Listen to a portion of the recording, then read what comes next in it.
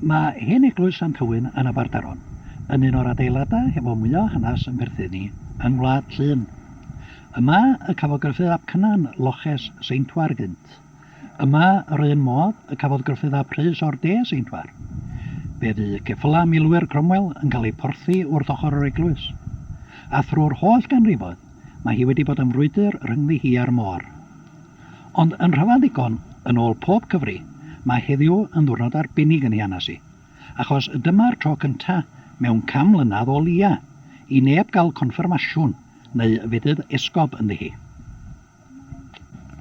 A nid yn unig bod hi'n ddiwrnod arbennig oherwydd mae dyma'r confirmasiwn cyntaf mewn 100 mlynedd o leia, ond hefyd bod gŵr, wel, fyswn ni'n dweud bod o ryw ifanc iawn, Mr Roberts, faint i'ch oed chi? 40.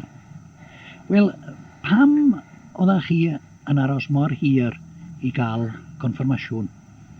Wel, am bod hi'n aelod o capel arall, ac yna eglwys oedd y lle nesaf, ac yna fi ddifysus wneud yng Nghartre yna. Felly, nid eglwyswr da chi di fod? Na, capelwr. A da chi di newid yn 40 oed? Ie. Ryw reswm arbennig, Mr Roberts? Na, gos, ddim ond bod hi'n mwynhau mynychu moddion gras yn de. Ac mae'n methu chael dim llawer o hwnna, ac yna dwi'n teimlo bod hi'n cartrefu efo'r eglwysws de. Ie. Wel, gobeithio byddwch chi yn hapus iawn. Wel, dwi'n gweld pam na byddai. Ie. Wel, parchedig Ares Thomas, tro gyntaf fi cwarfoch chi'n Aberdaron, gobeithio bod chi'n hapus ma. Ydw, diolch yn fawr, hapus iawn. Wel, ydych chi hefyd yn hapus yn y ffaith bod chi wedi torri un record yn barod rwan drwy'r gael y confirmasiwn cyntaf ers beth bynnag am mlynedd? Ie, dwi'n hapus iawn. Yn croesawu'r bobl yma bore yma. Pam bod modd i eglwys fynd y fath amser heb gael unrhyw confirmasiwn yno? Wel, mae'n debyg yn yr gorffennol bod nhw wedi cynnal confirmasiwn mewn canolfannau yn yr esgobaeth yn te. Ond mae Esgob Bangor wedi dechrau arfer newydd o ymweld â phob plwy, bob 2 blynedd, ac yn rhoi cyfle i bobl cael ei confirmio ar un pryd. A mae rhaid gael esgob, rhaid?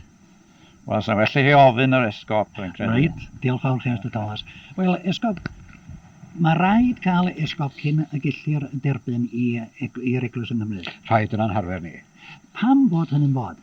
Am mae'r esgob yw un o'r arwyddion o undod yr eglwys.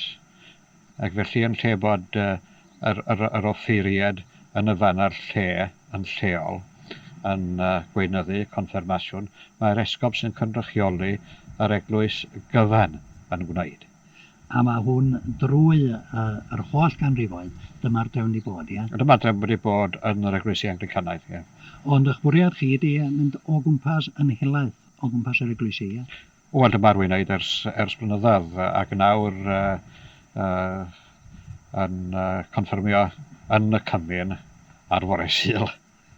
Diolch fawr, esgob.